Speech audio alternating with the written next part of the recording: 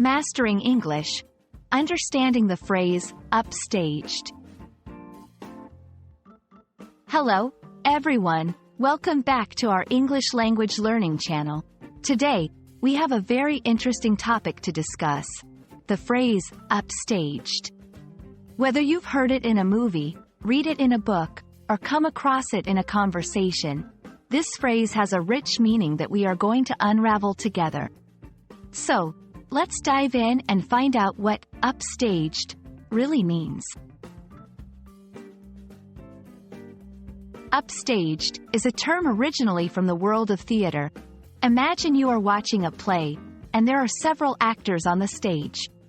If one actor stands at the back of the stage and does something to draw the audience's attention away from the main action or the main actor, they are upstaging. So, when someone is upstaged, it means that the attention that was supposed to be on them has been diverted or stolen by someone else. In everyday language, upstaged has taken on a broader meaning. It can be used in various contexts to indicate that someone has been overshadowed, outshone, or has had their moment of glory taken away by someone else. For example, if you were giving a presentation at work and a colleague interrupted with their own ideas, stealing the spotlight, you could say that you were upstaged by your colleague.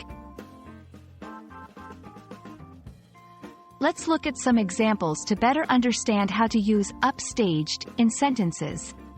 1. The lead actress was upstaged by her understudy, who gave an outstanding performance. 2. Despite his hard work, John felt upstaged when his coworker received the promotion he was hoping for.